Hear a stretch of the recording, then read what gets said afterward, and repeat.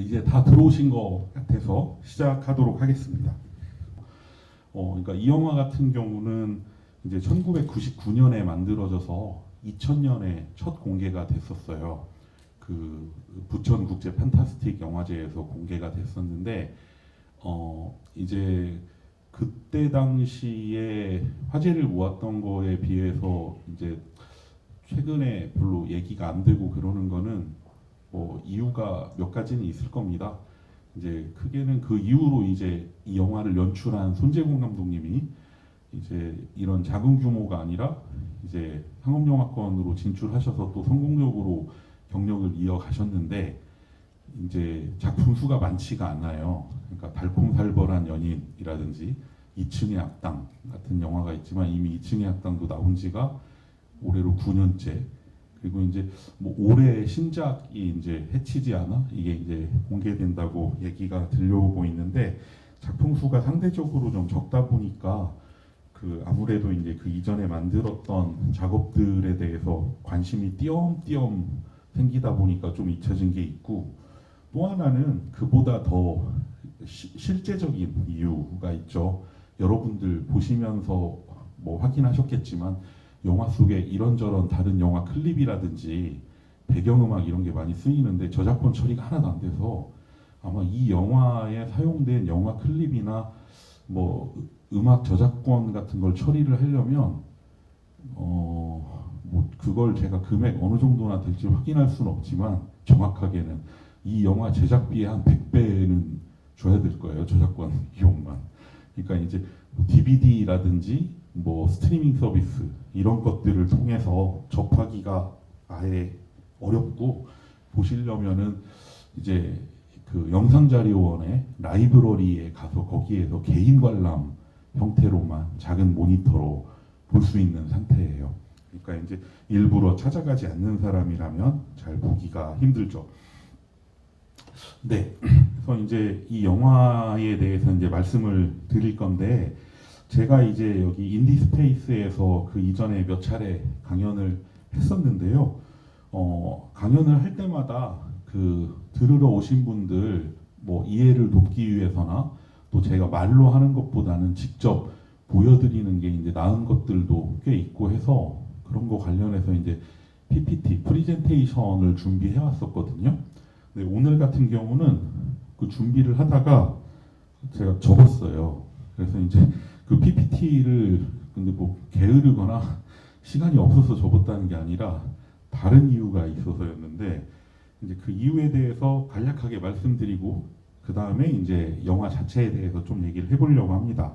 영화 자체라기보다 이 영화와 관련된 여러 가지 것들일 수도 있죠. 그러니까 이 뭐냐면 오늘 PPT를 좀 사용을 하면 좀 곤란하겠다 생각한 이유가 좀 일단 단순한 이유로 그 오늘 강연은 조금 전 보신 손재공 감독님의 너무 많이 본 사나이를 중심으로 해서 여러 가지 이제 이야기를 풀어보려는 건데 이제 특별히 이 영화의 어떤 쇼트나 어떤 장면을 분석하거나 할 거는 아니에요. 그래서 이제 조금 전에 이미 여러분들이 다 같이 보신 영화이기도 해서 따로 영상 클립을 준비하진 않았고요. 사실 이것도 두 번째 이유가 더 큽니다. 두 번째 이유가 뭐냐면 오늘 강연에 주된 내용은 이 너무 많이 본 사나이라는 작품을 매개로 해서 1990년대 그리고 2000년 전후 그러니까 세기 전환기에 한국의 영화관 문화 그리고 잠깐 그 가능성이 타진 데다가 이제는 거의 잊혀졌다고 봐도 좋을 것 같은 당시에 이제 아마추어 비디오 영화라고 하는 것에 대해서 좀 생각해 볼 예정이거든요. 근데 이제 오늘 보신 영화를 보면서 뭐 제가 여러분들 이렇게 나이나 연세를 물어보면 실례니까 따로 물어보진 않고 다 이렇게 다 젊으신 분들이라고 생각하겠습니다. 무척. 저보다는. 근데 이제 저 같은 경우에 이 영화를 좀 보면서 준비를 하다가 여기에도 계실 수 있는데 저 때 저랬지 라고 생각하시는 분들도 있을 수 있고 혹은 저 땐 저랬구만 이라고 생각하면서 웃었을 수도 있는데 이게 이제 이 영화를 비롯해서 그때 당시의 문화나 그와 관련된 사진들이나 자료들을 보고 정리를 하다 보니까 의도는 그게 아닌데 자칫하면 이게 약간 추억 돋는 아이템 전시가 되겠더라고요, PPT가. 그래서 근데 오늘 강연과 관련해서는 제가 미리 작성해서 그 이게 올린 인디스페이스에서 올린 소개글에서도 분명히 밝혔지만 되게 이렇게 퇴행적이거나 그런 반동적인 노스텔지어. 그러니까 뭐 여러분들은 잘 모르시겠지만 그때 참 좋은 시절이었어. 이런 거 하려는 게 아니거든요. 그래서 이런 노스텔지어에 기대지 않고 세기 전환기에 좀 시네필 문화, 영화관 문화하고 아마추어 비디오 영화의 흐름. 근데 뭐 그걸 과거만 돌이켜보자가 아니라 지금도 이제 어떻게 보면 개인적인 영화 제작이나 소규모 영화 제작 그리고 뭐 이제 집단적으로 이렇게 영화관에 와서 영화 보는 게 아니라 개인적인 관람 이런 형태는 그때보다도 훨씬 확산됐잖아요.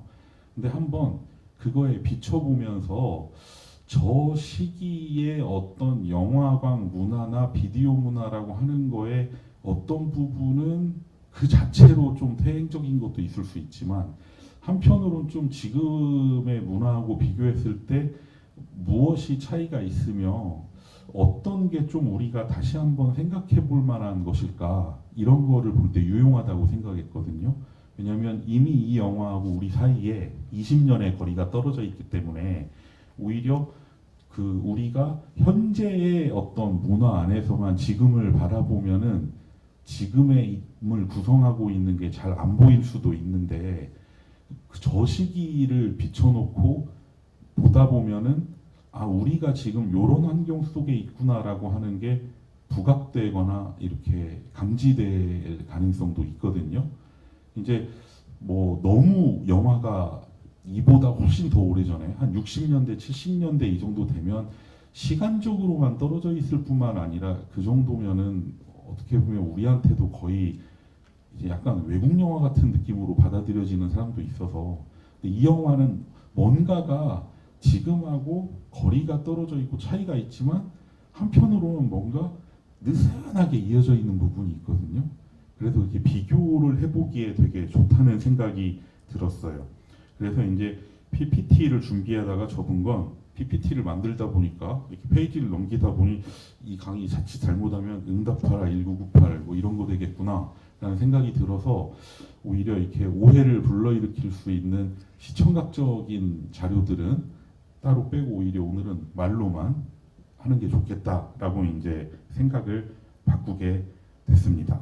그래서 이런 이유 때문에 하게 된 거다라고 이제 먼저 밝혔고요. 이렇게 말씀은 드렸지만 사실 되게 조심스러운 건 사실이에요. 저도 모르게 뭐 말을 하다가 또 뭐 이렇게 되는 부분들이 있을 수도 있으니까.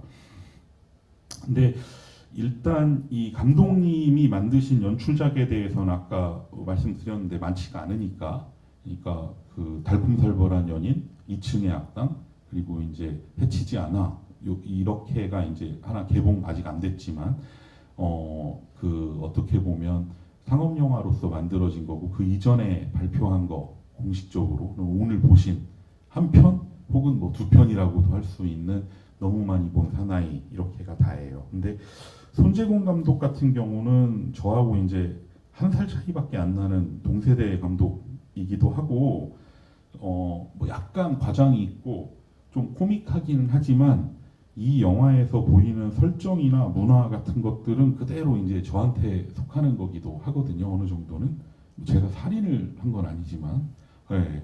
근데 이제 가령 뭐 이 시기, 이 세대의 감독들한테서 드러나는 어떤 특징이다라고 얘기할 수도 있는데 이제 손재공 감독하고 비슷한 또래이고 저하고 동갑내기이기도 한 이제 유승환 감독의 영화 같은 것도 있어요. 이제 뭐 군함도 이런 걸로도 최근에도 뭐 상업적인 성공을 거뒀죠. 근데 이제 이런 유승환 감독의 영화를 볼 때는 저는 오늘 보신 이 너무 많이 본 사나이나 손재공 감독의 영화를 볼 때하고의 같은 그 접속 지점은 잘 못 찾아요. 그러니까 어느 정도의 그 초기 그 경력 초기에 이제 유승환 감독 같은 경우에 간혹 자기의 이제 영화광적인 이력이나 취향을 좀 과시적으로 드러내는 영화를 찍기도 했는데 그걸 보고 있으면 사실 어떤 당대 세대하고 이렇게 접속해 있다기보다는 오히려 자신은 경험을 실제로 한 건 아닌데 나도 이런 속에 있었더라면 이라고 하는, 그러니까 실제 자신의 세대에 속하는 경험은 아닌데 영화광이라면 이런 영화쯤은 보고 인용해줘야지 라고 하는 약간의 속물근성의 발로 같은 게 감지될 때가 있어요. 근데 손재군 감독 영화는 그런 측면이 좀 없거든요. 그러니까 이걸 좀 다르게 표현하면 이렇게, 이게 저는 1990년대 영화광들이 갖고 있는 멘털리티, 정신성이라고 하는 거를 이렇게 짧게 요약하면 어떨까요? 라고 하면 이런 표현이 적절하지 않을까 싶거든요. 뭐냐면 저요? 뭐 저는 제가 가진 건 이거밖에 없지만 그래도 뭐 상관없지 않나요? 뭐 이 정도의 태도. 그러니까 뭐냐면 1990년대 영화광들이 갖고 있는 결핍감이 좀 있어요. 예. 그러니까 뭐 그 어떤 영화를 많이 보았다는 자부심. 그러니까 요즘이라면 10대, 20대의 영화광들이 혹은 이런 인디스페이스 옆에 있는 서울아트시네마 혹은 한국영상자료원이나 뭐 국립현대미술관 같은 이런 좀 예술영화나 독립영화들을 뭐 굉장히 일찍부터 접하고 그 자라온 사람들이라면 어쩌면 느끼지 못했을, 그리고 그 반대로 훨씬 거슬러 올라가서 저희보다 좀 윗세대, 그러니까 이제 60년대 혹은 그 이상 세대들이 이제 이런 비디오나 텔레비전에 기대지 않고 지금 우리가 어쩌면 역사적인 서적들에서 보게 되는 정전이나 그런 걸작이나 이런 것들을 뭐 한국이라고 하는 약간 그 제한적인, 당시에 이제 영화들이 많이 소개되던 때가 아니니까 상황에서나마 60년대, 70년대 그런 것들을 보면서 또 성장했던 사람들하고도 또 다르고, 그래서 이제 뭔가 약간 결핍되어 있다라고 하는 그 감각이 있어요. 그래서 이제 저요, 이제 우리가 가진 건 이거밖에 없는데 뭐 상관없지 않나?라고 하는 요런 이상한 태도가 있는데, 그 너무 많이 본 사나이 같은 걸 보면 그게 좀 드러납니다, 사실. 그러니까 뭐 개인적인 예를 하나 들자면 이럴 수 있어요. 지금 우리나라에서 혹은 꼭 이제 한국을 예외로 하면 다른 국가에서라면 별로 그 드문 일이 아닌데 영화에 관심을 가진 어떤 관객이 그 10대나 20대 이럴 때부터 이제 뭐 시네마테크든 혹은 비디오라든지 블루레이는나 뭐 DVD 혹은 이런 걸 통해서 뭐 오즈야스지로의 영화 같은 걸 보고 그 다음에 이런 오즈의 영화를 통해서 어떤 일본 영화 혹은 오즈의 세계 자체에 좀 매력을 느끼게 된다. 뭐 오즈의 영화가 뭐 나이가 들면서 보게 되면 조금씩 달리 보이는 것도 있긴 하겠지만 어쨌든 꽤 어린 시절 혹은 청년기에서부터 오즈 영화 같은 걸 보고 이렇게 매력을 느끼게 된다라고 하는 거는 뭐 충분히 가능한 일이에요. 근데 가령 저다 그러면 제 세대의 어떤 평론가 혹은 제가 여러분들한테 그 영화를 이제 좀 제대로 보고 싶다 혹은 영화사라는 걸 알고 싶다 혹은 영화라는 게 뭔지에 대해서 감각을 하고 싶다라고 하면 오즈야스지로의 영화 정도는 미리 보고 시작하는 게 좋지 않을까라는 말을 할 때 되게 꺼림칙한 게 있어요. 왜 꺼림칙하냐면 저희는 그렇게 보고 크지 않았거든요. 그러니까 그렇게 볼 수가 없었거든요. 이제 가장 큰 이유는 1997년까지 공식적으로 한국에서는 일본 영화가 수입 금지 상태였고, 그리고 이제 뭐 그게 아니더라도 한국에서 해외 영화들 고전들이 이렇게 뭐 쉬운 경로로 들어오던 때도 아니어서 제 경우만 보더라도 그냥 이 영화는 1999년에 만들어졌는데 1999년까지 20대 후반이 될 때까지 제가 본 오즈 야스지로 영화는 동경 이야기하고 만춘 비디오로 본 것밖에 없어요. 그러면 그렇게 해서 이렇게 한 사람이 마치 지금의 또 이제 새로운 관객들한테 오즈의 영화를 보지 않고는 이렇게 제대로 어떤 영화를 감각할 수 없다라고 하면 그럼 나는 뭔가 나는 그렇게 감각을 못한 채로 20대를 지나왔으니까 나는 영화감이라고 하는 게 없겠네? 라는 걸 받아들인 상태에서만 할 수 있는 발언이 돼요. 예. 그러니까 이제 그런 발언을 하고 싶을 때도 있지만 차마 하지 못하는 거는 그래? 자기 부정으로 출발을 해야 되거든요. 근데 이런 식의 감각이 손재곤 감독의 이 영화를 보다 보면 느껴진다는 거예요.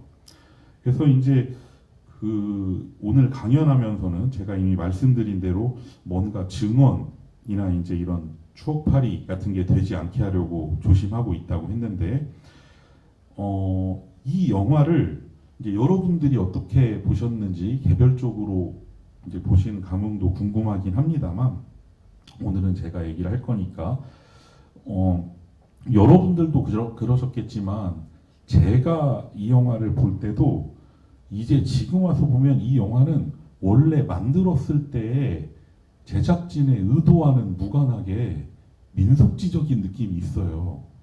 예. 그러니까 만약에 이 영화를 아이템을 당시에 어떤 영화사가 흥미롭게 여겨서 이거를 좀 돈을 들여서 약간 뭐 일정 규모의 영화로 제작을 하고자 했다라고 하면 당연히 촬영을 위해서 이 영화의 주요 무대가 되는 비디오 가게 내부도 세트로 만들었을 거고요. 비디오 가게는 아니지만 이전에 이 영화보다 4년 전에 이제 김홍준 감독이 만든 장밋빛 인생 같은 거 보면 80년대 풍의 만화방 그 세트가 있는데 다 전체가 세트거든요. 그러니까 촬영을 위해서 이제 그런 걸 만들었을 거고, 그리고 그 주인공 살인범이나 살해당하는 남자의 집이라든지 이런 것들도 아마 영화를 위해서 어느 정도 적절하게 이제 조정이 됐을 거고, 뭐 좀 기술적으로 완성도 높은 영화가 나왔을 수도 있어요. 근데 이 영화는 이제 아시는 분들도 있겠지만 99년 당시의 금액이긴 한데 그때도 무척 적은 금액은 맞아요. 35만 원의 제작비로 만들어진 영화고, 영화 자체가. 그래서 세트는 뭐 꿈도 꿀 수 없는 영화고요. 그러니까 돈이 없으니까 비디오 가게는 당연히 그냥 비디오 가게, 집도 자기들 거주지. 그러니까 여건상 그렇게 찍혔는데 그게 결과적으로 영화는 극영화인데 당시의 비디오 가게나 그런 비디오를 놓고 혼자 살던 약간 골방 시네필들의 내부를 그냥 다큐멘터리적으로 본의 아니게 담아낸 측면이 있어요. 그래서 이제 이상하게 민속지적인 측면이 있고, 이 영화에서 비디오 대여점에 그 장에 꽂혀 있는 비디오들 있잖아요. 그거는 1999년에 이 영화 찍힐 때 여느 비디오 가게의 신작 코너에 꽂혀 있던 그 구성 그대로예요. 네. 그러니까 이제 뭐 그런 것들, 뭐 사소한 것에서부터 이제 약간씩 보이는 거리 풍경이나 이런 것까지가 다 해서 감독은 그런 의도가 없었겠지만 이 영화는 확실하게 1999년이라고 하는 시기 혹은 이제 90년대 후반 정도의 어떤 한국의 아주 일부의 문화라고 할 수도 있지만 그 문화를 둘러싸고 있는 공간을 담아낸 민속지가 됐어요, 결과적으로. 네.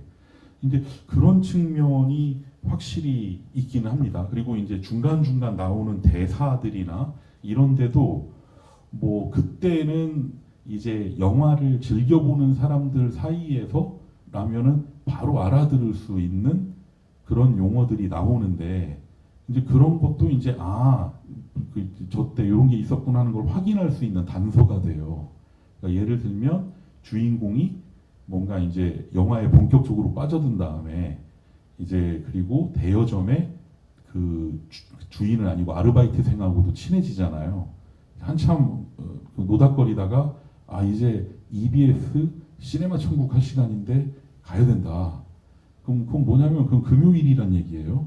왜냐하면 EBS 시네마 천국은 금요일에 방송했으니까. 그리고 뭐 오늘 단편 영화 틀어준다는데 가서 봐야지. 그것도 되게 정확한 진술이 맞거든요. 왜냐하면 EBS 시네마 천국은 기본적으로는 영화 방영 프로그램은 아니었고, 그러니까 그 테마 주제별로 해서 어떤 주요 영화들을 소개해주는 프로그램이었는데, 매달 마지막 주 금요일에는 단편 영화를 방영하는 시간이 있었어요. 그래서 이제 그때 방영해주던 단편 영화까지 보기 시작했던 사람은, 이 사람은 이미 건너올 수 없는 강을 건넌 거예요.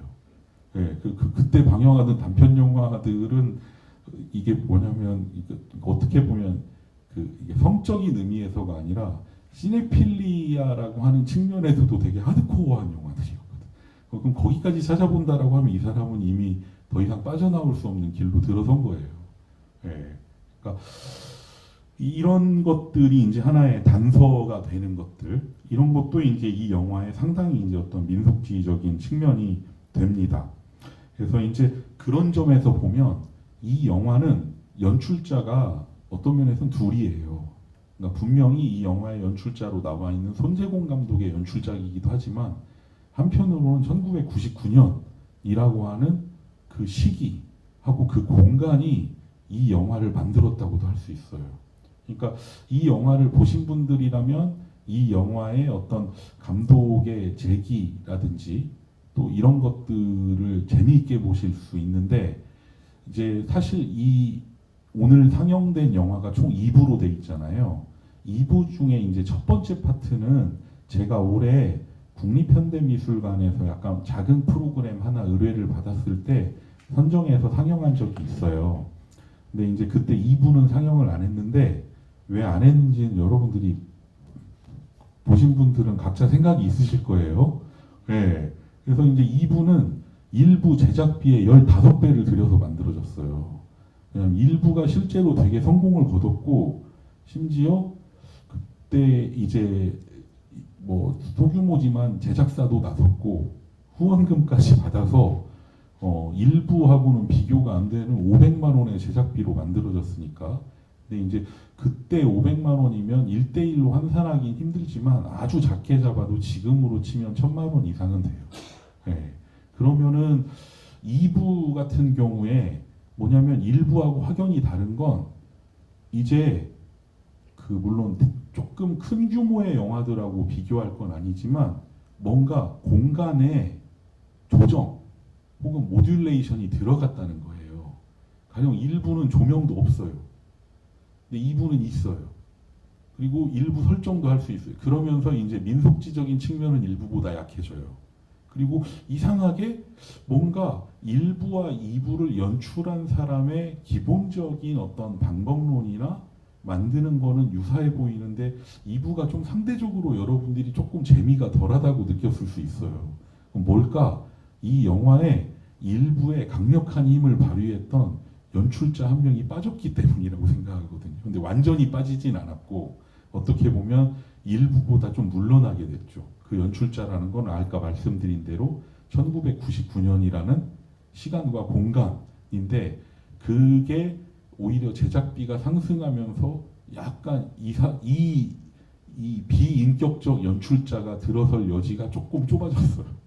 근데 그게 이제 이 영화에 약간의 영향을 미쳤고, 그리고 이제 손재공 감독이 본격적으로 상업 영화를 만들고 나서 만든 영화들을 보면 개인적으로 상당히 재밌게 봤습니다만, 뭔가 이제 조금씩 아쉬운 부분들이 있는데, 그런 측면들에서 있다. 그래서 결국 이 너무 많이 본 사나이라고 하는 거를 보고 그 이후에 손재공 감독의 영화들을 봤을 때 다시 또 떠올리게 되는 건, 확실히 이 영화라고 하는, 이 너무 많이 본 사나이라고 하는 영화는 하나의 인격적인 감독과 비인격적인 감독이라고 할 만한 거에 굉장히 놀라운 결합이 만들어낸 기이한 영화다. 그리고 어떻게 보면 이 영화가 갖고 있는 또 한 가지 측면이 있어요. 이제 민속지적인 측면이 있다고 했는데, 그게 이제 오늘 강연의 한 축이고, 또 하나는 이 시기를 다룬 영화는 있어요.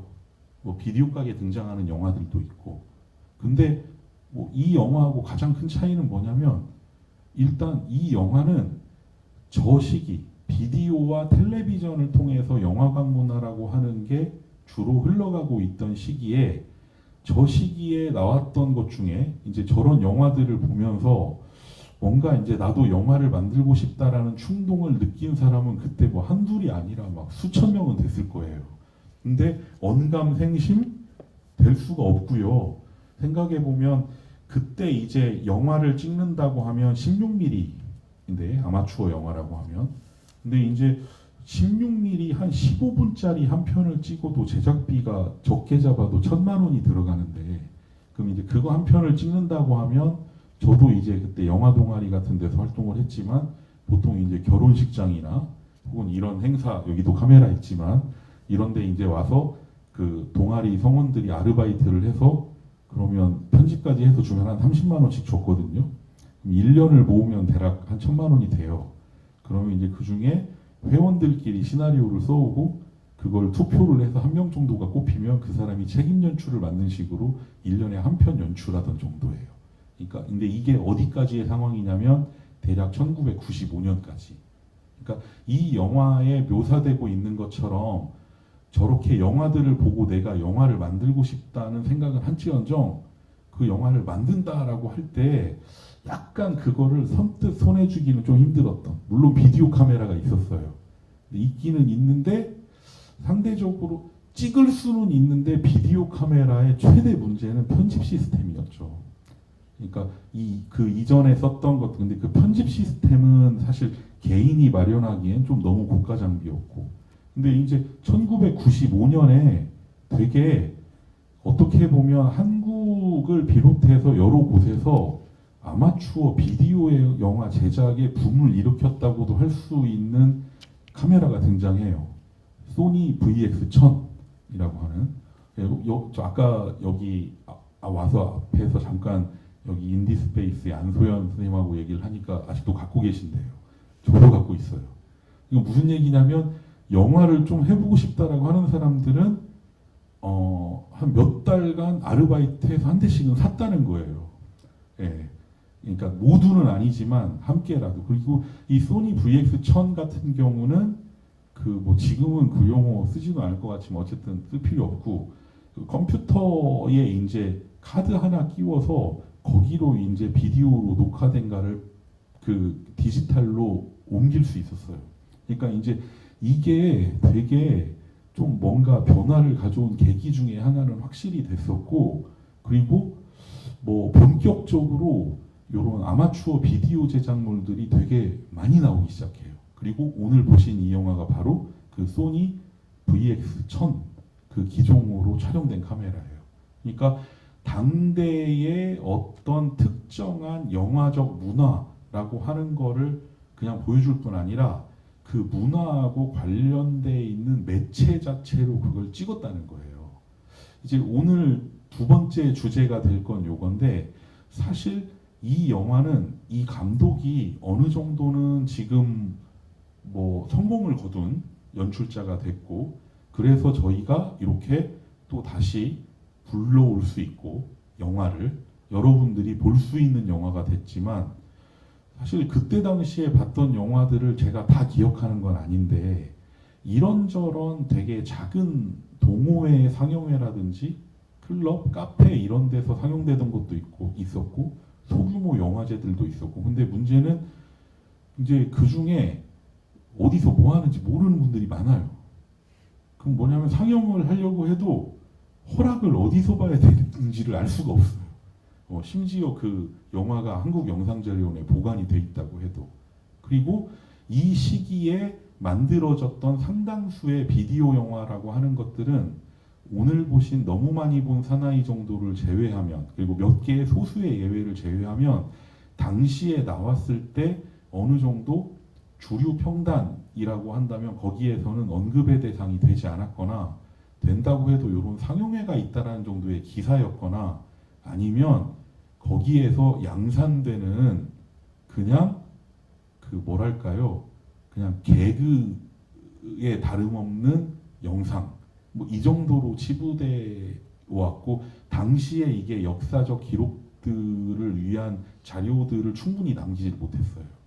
그래서 이제 지금 사실 어떻게 보면 VX1000 이후에 짧은 호황기를 누렸지만, 왜냐하면 2000년대가 되면 이제 이미 2000년대 초반부터 조금 개인적 영화 제작을 하는 사람들도 차츰차츰 HD로 넘어가거든요. 네, 그래서 이제 근데 HD로 영화 제작이 넘어간 다음에는 사실 그거는 뭔가 HD를 쓴다라고 할 때 이게 이제 VX1000 같은 이런 미니 DB 포맷의 디지털 영화들하고는 달라서 이거를 잘 찍어서 그러니까 HD로 찍을 때 그 필름 혹은 메인스트림 영화 제작에서 쓰는 거하고 유사한 퀄리티 혹은 그런 거에 상응하는 어떤 이야기 혹은 그런 구조들을 가진 영화를 만드는 쪽으로 전환돼요. 사실 대부분의 흐름이. 근데 VX1000은 제가 지금 이걸 흥미롭게 느끼는 거는 이걸로 찍는 사람들이 그걸로 찍는 영화가 어떤 그 주류 상업 영화나 정식 영화들하고 기술적으로 나란히 서는 영화라고 생각을 거의 안 했을 뿐더러 공식적인 영화관에 상영될 기회도 거의 없었고요. 그리고 그 97년에 10만 원 비디오 페스티벌이라고 하는 게 나오기 전에 한국에서 있었던 단편 영화제들, 특히 이제 당시에 상금이나 이런 규모로 볼 때 삼성에서 주최한 삼성 나이세스 단편 영화제 이런 게 되게 또 있었는데, 이런 영화제들의 대부분들은 아예 비디오 작품은 출품 자체를 안 받았어요. 예, 그러니까 16mm나 35mm로 찍힌 작업이어야 돼요. 그러면 VX1000을 가지고 단편을 찍는다고 하는 것 자체는 얼마간은 이거는 아주 제한적인 영역에서 내가 아는 사람들 혹은 그보다 조금 벗어난 영역에서 그 아는 사람들끼리 보는 영화다라고 하는 거를 감수하고 찍었다는 거예요. 근데 이제 오히려 그것 때문에 그런 조건들이 만들어내는 영화의 형식이 있었다고 생각을 하거든요. 포맷이. 혹은 형식뿐만 아니라 그런 조건이 만들어낸 영화의 스토리텔링의 방식도 있었고. 근데 신기할 정도로 HD 디지털 제작으로 영화, 독립영화나 개인적 영화 제작이 전환된 이후에 요 10만 원 비디오 페스티벌류라고 당시에 이제 조금 비하하는 표현으로 쓰기도 했던 요런 영화들에서 보여졌던 어떤 형식이나 스토리텔링의 구조들이 신기할 정도로 사라져가기 시작해요. 그러니까 그 영화들의 완성도만 볼 게 아니라 어쨌든 하나의 매체라고 하는 게 나왔을 때 그게 당대 그 국가 혹은 공동체 안에서 만들어지는 일련의 주류 어떤 영화들하고 조금 다른 포맷의 무언가를 만들어낼 수 있다라는 것을 보여주는 양식이었고, 말은 또 이렇게 하니까 너무 제한된 영역에서만 보여지던 거 아니냐라고 하지만 10만 원 비디오 페스티벌은 지금 사라지고 나서는 또 역시 얘기가 안 되지만 당시에 그 처음에 그 페스티벌을 꾸린 사람들도 놀랄 정도로 성공을 거둔 영화제 중에 하나였어요. 실제로 처음에는 그냥 그 어디죠? 그 서교동의 카페에서 아는 사람들끼리 진짜 10만 원에 찍은 영상 하나씩 가져와서 보자 해서 시작한 거였는데 나중에는 그 정도가 아니었죠. 이미 3, 4년 지나서는. 근데 이제 그게 사라지고 나서 그런 영화제뿐만 아니라 그 영화제나 그런 문화와 얽혀 있는 이런 아마추어 비디오 제작이라고 하는 거의 어떤 역사나 그런 영화들의 어떤 양식이나 흐름이라고 하는 것들이 통째로 지워진 것 같은 느낌이 좀 있어요. 근데 그래도 되는가? 사실 이제 마침 여기에 이제 이 인디스페이스의 대표이신 원승환 선생님도 계시기 때문에 꼭 발굴을 해서 10만 원 비디오 페스티벌에 이렇게 걸작선 이런 거를 한번 해봐도 좋지 않겠는가. 요즘에 이제 그 독립 영화나 이런 제작과 관련해서 이제 그런 것도 의의가 있을 거라고 생각은 해요. 근데 이제 이게 당장 준비할 수 있는 건 아닐 거고요. 네, 실제로 저도 보면 이거 자료 찾기가 너무 힘들어요. 당시 카탈로그나 이런 것들 구하기가 정말 너무 힘들어요. 특히 1회는 그런 걸 아예 만들지도 않았으니까. 그러니까 오롯이 이걸 운영했던 분들의 증언에 의존할 수밖에 없는데, 자, 이렇게 두 개가 오늘 얘기할 크게 두 가지입니다. 근데 크게 두 가지를 얘기하면서 상당한 얘기를 이미 했죠. 근데 이제 다시 돌아가서 얘기를 할 텐데, 일단 이 영화의 재미있는 부분은, 그리고 어떻게 보면 상당히 저건 탁월한 결합이었다라고 생각하는 거는, 이 영화가 어떤 지금과 비교했을 때, 그러면 1990년대 저 무렵까지의 영화관 문화에 있었던 어떤 부분을 포착하고 있다라고 생각하면, 그거는 범죄적인 것이에요. 뭔가 영화라고 하는 거랑 혹은 영화광적인 거랑 범죄적인 것. 물론 이 영화에서는 그 범죄가 진짜 범죄로 나오죠. 살인을 저질렀어요. 근데 이제 자신의 살인 광경이 담긴 영상이 어떤 테이프의 사이에 들어가 있어서 그걸 확인하기 위해서 그냥 무작위적으로 영화를 보다 영화광이 된다가 되지만, 이제 뭐 그런 식으로 해서 영화광이 된 사람은 없을 거고요, 실제로. 근데 그게 그냥 단지 영화적 재미를 위한 설정이라고 할 수도 있지만, 한편으로는 그 설정에 되게 재밌는 부분이 담겨 있다면 바로 영화광적인 거하고 범죄적인 것의 결합이라는 거예요. 근데 확실히 이 영화를 본다라고 하는 거에 담겨 있는 어떤 크리미널하다고 하는 거, 범죄적인 거, 요 감각이 차츰차츰 소멸돼 가서 지금은 거의 감지할 수 없을 정도가 된 게, 얼마가는 저는 지금 2019년 현재의 영화 문화하고 당대의 영화 문화 사이의 차이 중에 하나라고도 생각은 하고 있어요. 근데 그게 어떤 뜻에서 범죄적이냐, 큰 그건 아니고요. 그러니까 영화를 본다라고 하는 게 아직, 그러니까 이제 온전히 떳떳한 느낌은 아니었던 채로 남아있던 시기. 예. 그러니까 그것도 있고, 이 영화를 본다라고 하는 게 뭐 크게 뭐 저항, 위반, 여기까지 얘기할 건 아니라고 하더라도, 영화를 본다라고 하는 행위에 담겨져 있는 조금 찝찝한 느낌이라고 해도 좋아요. 그러니까 영화를 보는 게, 뭐 나는 내가 좋아서 보고 나는 이 영화를 좋아하지만, 영화를 보는 나를 사회는 그렇게 포지셔닝하지 않을 거다. 그걸 알고 있는 상태에서 영화를 볼 때의 감각. 이게 왜 사라졌다고 하냐면, 실제로 지금 여러분들이 뭐 이런 영화를 본다, 지금 오늘 보신 영화도 그렇고요. 그럼 이거는 이제 이렇게 잘 마련되어 있는 독립영화 전용관에서 볼 수 있고, 또 이제 뭐 상당수의 예술 영화나 이런 것들은 시네마테크나 뭐 자료원이나 뭐 미술관에서 볼 수도 있고, 영화제에서도 볼 수도 있고, 또 상당수의 또 영화들은 개봉관에서 보는데, 개봉관들도 요즘에 너무 잘 지어서 개봉관 가는 게 교양이나 문화의 일부가 됐어요. 근데 손재공 감독의 인터뷰나 이런 걸 봐도 나오지만, 손재공 감독 스스로도 그 세대는 아니에요.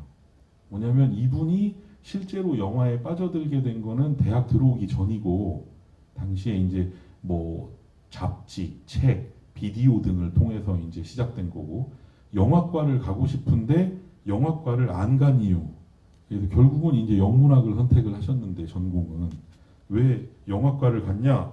영화과를 가면 날라리처럼 보여서 그래라는 거였어요. 예, 이거는 저하고도 똑같아요. 만약에 제가 고등학교 때 영화과로 진학을 하겠다고 했으면, 저희 할아버지에서부터 저희 삼촌 한 서너 분 및 저희 이모들 한 네 분이 한 2주간 집을 번갈아 방문해서 말릴 정도는 됐을 거예요, 아마도. 근데 뭐 이 말은 이렇게 하지만 이건 결코 가장이 아니고, 이런 비슷한 생각을 하신 분들이 이 중에도 있다면 그분은 연세가 좀 있으신 분이고요. 네. 근데 이제 일단 그런 거, 그러니까 뭐 그건 뭐 한국에서 영화가 갖고 있는 위치하고도 관련돼 있겠지만, 한편으로는 제가 70년대 세대, 출생 세대가 갖고 있는 영화와 관련된 결핍감이 있다고 했는데, 그거 중에 하나는 당대의 한국 영화의 상황하고도 관련돼 있기는 해요. 왜냐하면 제가 볼 때 뭐 영화과 간다고 하는 게 60년대, 70년대에 환영될 만한 일은 아닐지 몰라도, 사람들이 그렇게 생각하진 않았을 것 같거든요, 부모들이. 근데 확실히 제가 볼 때 80년대, 90년대 그 전환기에는 어디 영화과 간다고 하면 조금 얘가 중고등학교 때 약간은 뭐 대학 갈 정도는 된다. 근데 영화과 간다고 하면 그건 부모들 입장에서는 어느 정도의 감각이냐. 제가 장래 하고 싶은 건 포주예요. 뭐 약간 이런 정도의 느낌? 근데 이건 과장이 아니에요. 왜 그랬냐면 그건 80년대 한국 영화가 만들어낸 귀결이었어요. 그러니까 어떻게 뭐 폭넓게 보면 전두환의 그 영화 정책의 귀결이라고 할 수도 있고, 뭐 한국 영화는 물론 박정희 시기를 거치면서 여러모로 이렇게 파탄이 나긴 했지만 제도적으로 특히 80년대는 이제 전두환 집권 후에 아주 그 유명한 3S 정책 있고, 특히 이제 그때부터 영화에서는 어떤 성적 묘사라는 걸 되게 열어줬고, 그러니까 보완한 뜻으로. 그래서 이제 뭐 기이할 정도로 한국 영화계의 뭐 토속 에로물, 뽕 시리즈부터 해서 이제 뭐 이런 뭐 그 에마 부인 시리즈 이런 것들이 있고, 그 손재공 감독 또래의 사람들이 초등학교, 중학교 다닐 때 학교를 걸어 다니면 전봇대에 붙여져 있는 포스터들은 죄다 헐벗은 여인들의 사진들이었어요. 그리고 이제 그런 것 때문에 신문 방송에서 문제가 되기도 했고, 그 정서 함양에 좋지 않다. 그리고 실제로 그 영화들 이외에, 물론 이렇게 말한다고 해서 그 영화들을 다 비하할 수는 없겠지만, 저는 지금도 이것만은 확언할 수 있는데 1980년대 한국 영화라고 하는 건 한국 영화사 100년을 통틀어서 가장 최악의 시기였다고 생각하거든요. 그러니까 이제 실제로 한국 영화라고 하는 건 어떤 영화로 우리가 다가갈 수 있는 저질의 최전선이었어요. 그때 이제 그 한국 관객들의 입장에서. 그리고 뭐 동료, 또래들이 제가 중고등학교 때 뭐 터미네이터를 본다 뭐 그럴 수는 있지만 뭐 한국 영화 뭐를 보러 간다라고 하면은 친구들 사이에서조차도 쟤는 좀 불량하네? 약간 이 느낌? 근데 이거 그리고 어른들은 말할 것도 없었을 거고. 그러니까 이제 이런 분위기 자체도 뭔가 영화관을 간다, 영화를 본다라고 하는 것 자체가 어쩔 수 없이 품고 있는 범죄적인 게 있는데 그걸 강화시켜버린 측면이 있어요. 그러니까 약간의 개인적인 얘기를 하자면 저도 또 황당한 경험을 한 적이 있지만, 가령 뭐 한국 영화 보러 간 건 아니고 그 팀 버튼 감독이 1990년에 발표한 가위소원을 보러 갔다가 주말에 이제 담임 선생님한테 걸려서 월요일 날 반성문을 10장을 쓴 적이 있거든요. 그러니까 대체 이 영화가 뭐 때문에 반성문을 써야 되는 영화인지는 알 수는 없지만 학생이 영화관에 있다라고 하는 것 자체가 손재공 감독도 그렇고 저도 그렇고 약간 지방의 이제 출신들한테 더 큰 것도 있었죠. 근데 이제 이런 것만은 아닐 거고, 한편으로 이제 좀 더 보편적인 측면에서는 영화를 보는 게 누군가에게는 극장에서 한 편의 영화를 필름으로 영화관에서 오롯이 볼 수 있는 그게 되었었고, 근데 이상하게 80년대, 90년대 이때 영화를 본다고 하는 거에 영화적 체험의 상당수가 비디오나 텔레비전인데 보면서도 알고는 있었죠. 이 영화는 내가 보고 싶은 영화지만 뭔가 실제로 결핍된 상태로 보고 있다. 환경도 그렇고, 또 하나는 출시된 비디오로 영화를 본다는 거는 당시의 관행에 따라서 펜앤스캔된 영화를 본다는 얘기가 되거든요.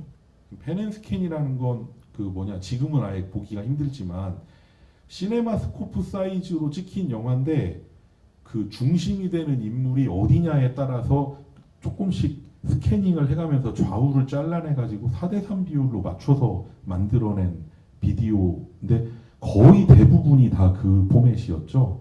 그러니까 이제 아예 3, 40년대까지의 영화가 아니라면 이제 50년대 이후 시네마스코프나 혹은 뭐 대형화면 사이즈나 비스타 사이즈 영화들은 다 뭔가 결핍된 상태로 본 거니까. 그러니까 뭔가 조금은 떳떳치 않은 일을 하고 있는데 심지어 내가 애호하는 대상조차도 약간은 절단된 채로 보고 있다. 라고 하는 거는 90년대 영화 문화를 통과해온 사람들이 갖고 있는 기본적인 결핍감이고, 한편으론 범죄의 감각이에요. 그러니까 영화를 본다는 건 뭔가를 절단하거나 절단된 걸 보는 행위예요. 근데 재밌게도 이 영화에서 보면 그런 것들을 하나의 영화적 설정으로 집어넣고 있죠. 그러니까 영화를 보고 있는데 이제 여러분들 방금 보신 영화니까 떠올릴 수 있지만 이제 시체 감춰놓은 데서 이게 팔이랑 얼굴이 쑥 튀어나온다든지 이제 이런 것들이 어떻게 보면 그냥 영화에서는 시체를 감춰놨는데 그게 부스부스 튀어나온다도 되고 있지만 한편으로는 어떤 당시에 영화를 본다라고 할 때 그 영화 보기의 감각에 깃들어져 있는 무언가를 환기시키는 장치이기도 하거든요. 그러니까 왜냐하면 지금 내가 보고 있는 게 완전히 떳떳하게 인정받는 일은 아니다라고 하는 거와 플러스 뭔가 절단된 걸 보고 있다라고 하는 감각이 결합돼 있다라고 하는 거예요. 그래서 이제 이런 것들이 분명히 있다. 그래서 너무 많이 본 사나이는 이런 범죄적 감각이라고 하는 거가 그 분명히 있는 영화인데 한편으로 거기서 끝나지 않고 이제 이 살인자는 영화에서 보면 저걸 하잖아요. 자기의 범행이 녹화된 비디오를 찾으려고 뒤지잖아요. 그러니까 이 영화의 저 스토리텔링의 흥미로운 점은 굉장히 실제적인 경험을 장르 안에 이야기로 풀어놓고 있다는 건데, 자 그러면 저런 비디오를 찾는다, 무작위적으로 찾는다라고 하는 것도 상당히 또 90년대 영화 문화의 어떤 공통된 경험 중에 하나예요. 왜냐? 소문이 있어요. 어떤 소문이냐면 아무개 감독의 이 영화가 86년에 출시됐었다더라. 문제는 카더라고 그 테이프를 보기 전에 누구도 확인할 수 없어요. 그 방법은 서울 시내에 있는 모든 비디오 대여점을 돌아다니면서 확인하는 것밖에 방법이 없어요. 근데 때로 그걸 더 어렵게 만드는 건 뭐였냐면 비디오 자켓에 이름이 안 써 있어, 감독이. 때로는 틀리게 쓰여져 있어요. 예를 들면 이제 그런 경험 중에 하나는 지금이야 이제 이런 그 아트 시네마 같은 데서 상영할 수 있는 영화지만 모리스 피알라 감독의 폴리스라고 하는 영화가 있는데 뭐 상당한 영화죠. 그 영화는 한국에서 출시가 됐던 영화예요. 근데 그 영화는 자켓에는 다른 감독 이름이 쓰여져 있어요. 자, 근데 그걸 찾고 나서야 모리스 피알라 영화라는 걸 알게 되지만 찾기 전에는 폴리스라는 제목의 영화를 다 봐야 돼. 일단 들어봐야 돼, 앞에는. 왜냐면 자켓에는 그건 알았거든요. 이거 모리스 피알라의 폴리스라는 영화가 나와 있는데 이름이 모리스 피알라가 안 써져 있다더라. 딴 감독 이름이다. 무슨 누구 이름이 써 있는데 그건 모르겠고 라고 한 방법은 폴리스라는 제목은 다 봐요. 그리고 이제 찾게 됩니다. 이건 되게 흔한 경험이에요. 그러니까 이제 이런 것들이 조금 변형되거나 다른 방식으로 이 영화에서 무작위적으로 뭔가를 보면서 찾는다라고 하는 걸로 돼 있어요. 사실은. 그러니까 이제 이런 것도 되게 흥미롭고, 그리고 이제 저 영화 속에 하나의 설정으로 들어가 있기는 하지만 도입부에 보면 그 살인범이 범행 현장을 들킬 때, 그러니까 결국 죽은 남자한테 이 사람이 이웃집 여자를 훔쳐보다가 카메라로 찍고 거기에 범행 장면이 담기잖아요. 근데 이제 그걸 찍기 전에 이 죽은 남자가 보고 있던 영화 혹시 기억하시는 분 있나요? 예? 사랑하기 좋은 날은 녹화하려고 테이프를 붙인 거고요. 그 사랑하기 좋은 날은 한국 영화죠. 나중에 이제 대여점에 돌려줬더니 그 테이프, 왜냐하면 그 테이프가 떼면 복사 방지가 돼서 카메라에 테이프에 기록이 안 되고 테이프를 붙여놔야 녹화를 할 수 있는데 심술맞게도 그걸 테이프 붙여가지고 녹화를 한 거잖아요. 근데 이제 그걸 뗐는데 사랑하기 좋은 날은 그 권칠인 감독의 데뷔작이고 이 손재곤 감독이 한겨레 문화학교에서 그 영화를 배운 사람인데 한겨레 문화학교 배울 때 주임 강사가 권칠인 감독이에요. 그래서 이제 어떻게 보면 뭐 이거 뭐 프로이트식으로 말하면 살부가 되나요? 네, 그래서 뭐 어쨌든 근데 그거 말고 제가 말하고 싶은 그거 사랑하기 좋은 날은 그 녹화한 테이프이고요. 보고 있던 영화. 네, 그게 이제 그 영화 보고 있던 건 기억을 하시죠? 그리고 그 텔레비전 위에 이렇게 뭐가 놓여 있어요. 테이프 놓여 있는데 케이스 같은 게 놓여 있는데 그게 보면 그 실제로 90년대 영화광들이 불법임에도 불구하고 뭐 이렇게 외국에 여행 가는 사람 있으면 부탁해서 기어이 구해서 보고는 했던, 그리고 그렇게 누가 가져온 걸 아마도 복사한 게 퍼져서 보게 됐던 요르그 뷰트게라이트의 네크로맨틱 그인데 이제 그 영화가 이제 실제로 네크로필리아, 그러니까 시간을 다루고 있는 영화라서 뭐 한국에선 당시로선 뭐 언감생심 꿈도 못 꾸는 영화였죠. 나중에는 이제 부천영화제에서 이 감독의 회고전을 하기도 했습니다만 2000년대 들어서. 근데 그 테이프는 어쨌든 당시로선 불법이니까 이제 어디선가 빌려온 건데 이제 그 비디오 가게 종업원이 자기 친구이고 영화 같이 하는 사람인 걸로 봐서 이제 그들끼리 카메라나 비디오를 공유하는 것도 분명해요. 근데 재밌는 건 90년대 대여정 문화에 하나는 그것도 있었다는 거예요. 그런 비디오들은 불법이에요. 당연히. 근데 빌려주는 데가 있었어요. 아는 사람만 빌려주기도 하지만 단골도 빌려주는. 근데 그거는 단속 나오면 걸리잖아요. 그럼 방법은 뭐냐? 손님들이 몇 년간 한 번도 안 찾는 영화 하나에다가 그거를 복사해서 덮어 씌워놔요. 네, 그래서 그게 그 영화라고 하는 거는 비디오 가게 주인이나 그 알바생만 알아요. 그냥 그 영화는 아무도 안 빌리는 영화니까. 근데 이제 그게 소문이 퍼지면 이 비디오 가게에 가면 요르그 뷰트게라이트의 네크로맨틱이 있다더라. 근데 나는 단골이 아니잖아요. 방법은 추정되는 영화를 빌려보는 것밖에 없어요. 그러니까 이런 식의 것들이 이제 이 영화에 그거를 무슨 다큐멘터리로 보여준 건 아니지만 하나의 서사적 캐릭터의 장치로 들어와 있다라고 하는 거예요. 그리고 이제 뭐 단골, 이 영화에는 그렇게 나오지 않지만 그렇게 불법적으로 녹화한 비디오 같은 경우에는 제가 다니던 비디오 가게에는 이렇게 이쪽에 아저씨 장부가 하나 있어서 그 장부를 보면 자켓 제목, 실제 영화, 그게 이제 써 있는 게 있었고 단골 손님들 오면 이 중에 골라보라고 하는 이제 그런 게 있었죠. 이제 뭐 꼭 저런 그런 험한 영화만 있었던 건 아니고요. 그냥 예술 영화인데 공식적으로 한국에서 정식 출시되지 않은 영화들을 담아놓은 경우도 가끔 있었습니다. 이제 이런 것들이 캐릭터의 수준에서 스토리텔링 수준에서 들어가 있다라고 하는 거랑 또 하나는 이 영화에서 가장 또 흥미롭게 볼 수 있는 부분은 이 영화의 제목 자체예요. 뭐 간단하게는 뭐 이 편의 제목이 감독 허치국이고 너무 많이 본 사나이는 히치콕이 만든 너무 많이 알았던 사나이의 패러디다 이렇게 얘기할 수도 있지만 한편으로 흥미로운 거는 왜 그 많은 감독 중에 히치콕이냐? 예. 뭐 이 영화가 범죄를 다루고 있으니까. 근데 그렇게 따지면은 닭이 먼저냐 달걀이 먼저냐의 문제로 빠지거든요. 그러면 그럼 왜 범죄를 다뤘냐? 히치콕이 나와야 되니까. 왜 히치콕 제목이냐? 범죄를 다루니까.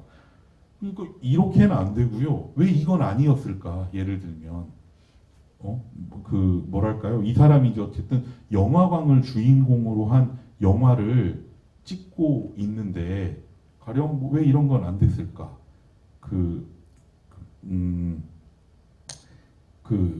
뭐 존 포드의 제목이든 오지아스지로 영화의 제목이든 뭐 그런 걸 따놓고 비디오 가게를 무대로 한 서부극을 찍을 수도 있잖아요. 네. 근데 왜 그게 아니고 유독 히치콕이었을까? 라고 하면 일단 표면적인 이유 중에 하나는 1999년 이 영화가 촬영되었던 그 해가 히치콕이 탄생한 지 딱 100주년이 되는 해예요.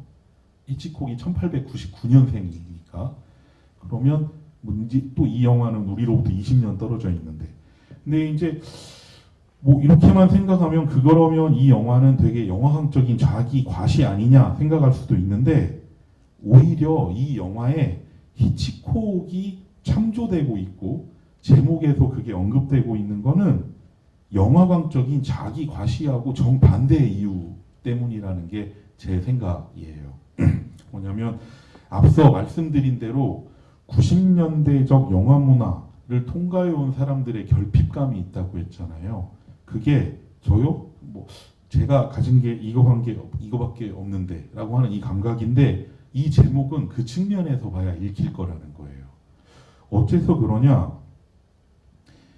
이제 그걸 알게 되는 건 우리가 이 너무 많이 본 사나이로부터 20년 가까이 떨어져 있기 때문에 오히려 감지되는 걸 수도 있습니다.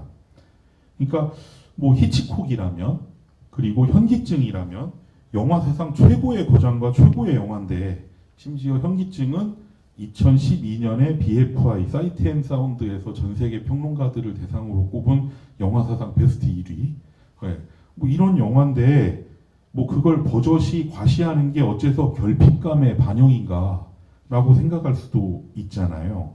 근데 이 너무 많이 본 사나이라고 하는 이 영화의 시간적 배경이 되고 있는 1999년, 그러니까 1990년대 끝자락, 그때의 사정을 생각해보면 얘기가 조금 달라져요. 그러니까 지금은 여기 인디스페이스나 옆에 있는 서울아트시네마나 한국영상자료원 같은 독립영화와 예술영화 전용관 등이 있고 개봉이나 영화제 상영에서 놓친 영화라고 해도 스트리밍, 다운로드, 블루레이, DVD 등의 매체로 다양하게 접할 수 있어요.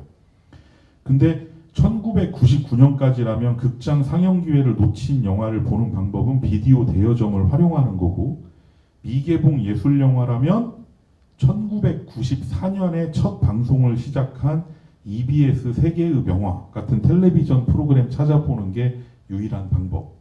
근데 이제 이 프로그램은 지금도 하긴 해요. 근데 뭐 영 아니고 아마 보시는 분 아예 없을 거라고 생각하는데요. 저도 안 본 지 십수년 됐습니다. 근데 이제 이때면 아마 영화 속에선 EBS 시네마 천국이 언급되고 있지만 저분은 그 다음 날이면 이 프로그램 보셨을 거예요. 이미 그 시네마 천국에 그 매달 마지막 주 금요일에 하는 단편 영화 프로그램을 챙겨보는 사람이면 EBS 시네마 천국 다음 날 하는 세계의 명화는 무조건 봅니다. 그럼 이 프로그램은 지금도 됐지만 좀 다른데 가령 이 프로그램이 방송 첫 해에 방송한 게 내 멋대로 해라, 여자는 여자다, 다급 작은 병정 이런 고다르 영화들이었고 이 중에 이 영화들은 그냥 한국 첫 소개였어요. 공식으로는. 그리고 2000년대 넘어서도 뭐 이제 프랑스 누벨바그 계열의 감독들로는 뭐 에릭 로메르의 오후작 부인이나 마르그리트 듀라스의 인디아송, 자크 리베트의 지상의 사랑, 뭐 아르헨티나 감독인 페르난도 솔라나스의 뭐 탱고 가르데레 망명, 뭐 남쪽 뭐 이런 것들까지 했으니까 그러면 이 사람이 대략 이런 영화들을 보고 있는 살인범이라고 생각하면 상당히 이제 저분 중증이에요. 저 정도면. 그러니까 이제 이런 상황인데 어쨌든 이 영화들은 결국 뭐예요? 텔레비전이에요. 그러니까 그냥 그리고 1990년대에 조금 더 노력을 기울인 사람이라면 지금 국립현대미술관 가는 길에 있는 폴란드 대사관 자리에 있던 프랑스 문화원의 영화 상영 프로그램을 이용할 사람도 있었겠죠. 근데 이제 그때 이미 프랑스 문화원도 가끔 지금 좀 시네필들 중에 윗세대들이 얘기하는 그 프랑스 문화원이나 독일 문화원의 추억 얘기할 때처럼 16mm 상영이 아니라 이미 프랑스 문화원도 1990년대 들어오면 비디오 상영으로 전환한 다음이었어요.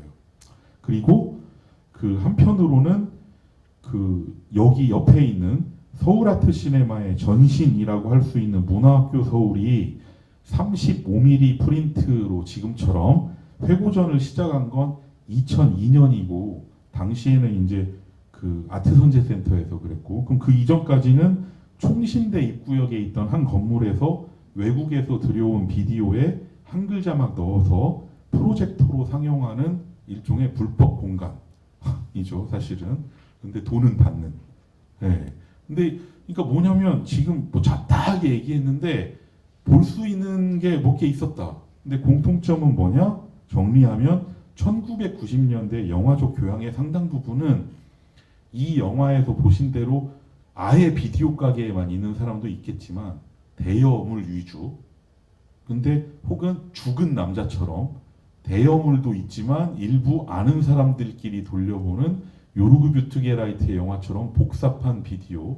근데 그거를 넘어서서 프랑스 문화원을 들른다, 뭐 혹은 그 문학교 서울을 간다 해도 결국은 어느 문화 안에 있냐면 비디오 문화 안에 있었다는 거예요. 기본적으로는. 그러니까 그 영화적 교양의 상당 부분이 비디오나 텔레비전을 통해서 채워졌다는 거고요. 근데 생각해 보면 비디오나 텔레비전이라고 하는 건 이거를 출시하거나 복제하거나 방영하거나 하는 기관 중심적이어서 오늘날의 IPTV와 같은 선택적 관람은 불가능하고 토렌트와 같은 P2P 기반의 공유 시스템을 갖추는 것도 불가능해요. 당연한 얘기인데, 근데 한편으로 당시에 이런 문화학교 서울을 비롯해서 혹은 뭐 이제 그 말씀드렸던 뭐 비디오 가게 이렇게 암암리에 돌던 비디오도 있고요. 뭐 그 이런 데들, 그리고 EBS 시네마, 아니 그 뭐였죠, 이 세계음영화 같은 프로그램, 요런 것들을 선별하는 기획자나 평론가가 누구냐에 따라서 그 취향에 따라서 당대 시네필들이 볼 수 있는 영화의 한계가 한꺼번에 결정되는 시스템. 예. 그러면 뭐냐? 1990년대까지는 외국 영화가 한국 영화가 지금하고는 다르게 폭넓게 개봉되지 않았던 때라서, 게다가 이제 일본 영화는 아예 수입 금지 상태였고 1998년에야 세계 4대 영화제 수상작에 한해서만 문호를 개방해서 기타노 다케시의 하나비가 처음으로 개봉이 됐거든요.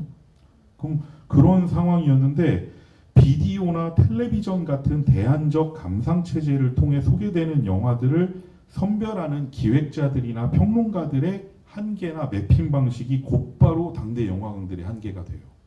그게 흥미롭게도 재미있는 현상인데, 뭐 저도 70년대생이니까 70년대생들끼리 만나서 영화 얘기를 할 때 조금씩 각자의 개인적 차이는 있지만 기묘할 정도로 영화적 정전이나 취향에 있어서의 공통점들이 있어요.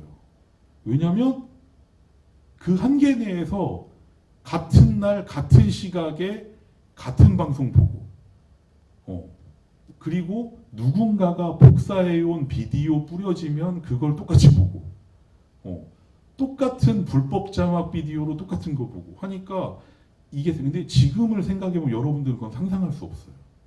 네. 그러니까 상당히 보는 사람마다 그게 다른데 90년대라고 하는 건 그게 있어요. 그게 이 영화에도 각인이 돼 있습니다. 저 살인범과 저 비디오 가게 친구 있잖아요. 종업원은 상당히 다른 성향의 사람일 수 있는데 어느 순간 되게 일치되고, 뭐 그리고 서로 보는 영화도 다를 텐데, 그리고 상당히 뭔가 본 다음일 텐데도 메리에겐 뭔가 특별한 것이 있다를 보면서 서로 껴안고 깔깔거리고 웃기도 하고, 이런 식의 이제 어떤 좋다면은 공동체 감각이고 안 좋다면 획일한데 그게 분명히 있었다라고 하는 거예요. 그래서 뭐 긍정적으로는 이게 1990년대를 거쳐온 영화광들의 상상적 공동체라고 할 만한 걸 형성하기도 하는데 기여하기도 하지만, 한편으로는 당시는 평론가나 기획자라고 하더라도 세계 영화는 물론이고 한국 영화조차도 제대로 매핑하는데 한계가 있던 때거든요.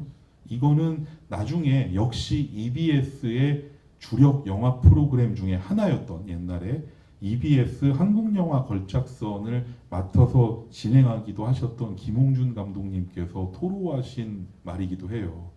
본인이 그 영화 프로그램을 진행할 때까지만 해도 본인조차도 거기서 소개한 50년대, 60년대 한국 영화 중에 본 게 거의 없었다.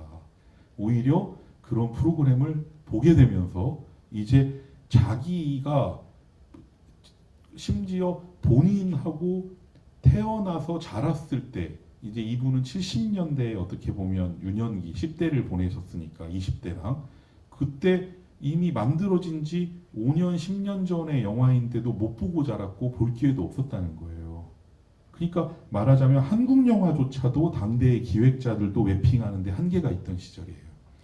그런데 이런 평론가나 기획자들이 만들어내는 프로그램 혹은 이들이 선별해내는 셀렉션에 의존한 출시 이제 이런 것들 안에서 움직이다 보면 묘한 어떤 동질감이 생겨버려요. 신기할 정도로. 그러니까 이게 그 뭔가 서로 끈끈하다는 의미에서의 동질감이 아니라 만나서 얘기해 보니까 너도 생전 처음 본 사람들인데 근데 이제 이런 것들 근데 이건 뭐냐면 조금 다르게 표현하면 개봉작은 마땅히 볼 게 없는데 뭘 보지? 라고 하는 생각이 들 때 근데 대체로 별로 볼 게 없었어요. 그러면 지금 같으면 뭐 이제 그 여기의 프로그램도 볼 수 있고 자료원이나 미술관 프로그램 같은 걸 뒤적일 수도 있겠지만 개봉작은 마땅히 볼 게 없는데 뭘 보지? 라고 생각하면 당시에 영화 보는 사람이라면 이 영화 속에도 나오고 있죠. 펼쳐놓은 잡지들 쫙 있습니다. 한쪽에 키노, 한쪽에 시네21, 한쪽에 그 비디오 500선인가요? 그게 딱 있죠. 그리고 한편으로는 이 영화 속에 묘사된 비디오 가게는 당시에 그 비디오 가게를 주름잡던 체인들은 아닌 걸로 보여요. 당시에 이제 좀 뭔가 좋은 영화나 예술 영화나 그런 영화들을 좀 보급하자는 취지에서 으뜸과버금이나 영화마을 같은 비디오 대여점 체인이 있었고 이 체인들은 각각 영화를 소개하는 소식지를 냈어요. 그럼 이제 이런 소식지들을 보아요. 그러니까 보고 그러면 월간 소식지를 뒤적이거나 혹은 1995년에 창간된 영화 월간지인 키노 같은 잡지에서 1년에 한 번씩 비디오 100일야와 같은 특집을 했었어요. 그리고 컬트 영화나 호러 영화 특집 같은 걸 뒤적였을 겁니다. 그리고 제가 볼 때 저 살해당한 남자는 키노에서 했던 그 호러 영화 특집을 봤을 가능성이 매우 커요. 왜냐? 요르그 뷰트게라이트의 영화 자체가 그 특집을 통해 알려졌거든요. 아니 이게 뭐지? 시체와의 섹스 이런 걸 다룬 영화가 있다고 꼭 구해봐야겠군. 이라고 하는 되게 도착적인 충동을 불러일으킨 게 바로 그 특집이었고 그 특집에 있는 영화들을 대여점에서 찾건 외국에서 들여온 거 복사본을 찾고 하는 게 일종의 시네필들의 순례기가 돼버려요. 제가 볼 때 그 죽은 남자는 그 중에 한 명이에요. 네. 근데 이제 이런 것들을 뒤적이던 사람들 하고 이 지금의 관객들하고는 분명히 차이가 있죠. 그래서 여기 이제 영화들을 보시는 분들이라면 이 영화 속에 어떤 그 한 인물이 공유하는 영화적 취향이 뭔가라는 거에 대해서 되게 의문스러울 거예요. 혹은 저 감독이. 왜냐하면 이거는 되게 정신분열증적 리스트거든요. 지금 보면 가령 알프레드 히치콕의 현기증에서부터 존 맥노튼의 그 와일드싱도 있고요. 폴 보벤의 원초적 본능의 미스터 빈, 페럴리 형제의 메리에겐 뭔가 특별한 것이 있다에 미처 보지 못하고 도망가게 되는 조엘 슈마의 8mm까지 걸쳐 있는 혹은 살인범에게 살해된 남자가 보던 1990년대 영화광들이 이제 지금 생각하면 좀 이상하게 열광했던 그 네크로필리아를 다룬 뷰트게라이트의 네크로맨틱 이런 대체 이 리스트를 관통하는 건 뭐냐라고 하면 지금 보면 되게 정신분열증적이에요. 근데 당대로선 되게 정합적이에요. 왜냐? 이 영화에 나오는 이 리스트들은 저 시기에 비디오 대여점과 이 문해를 통과했던 사람들이 정확하게 짚는 리스트예요.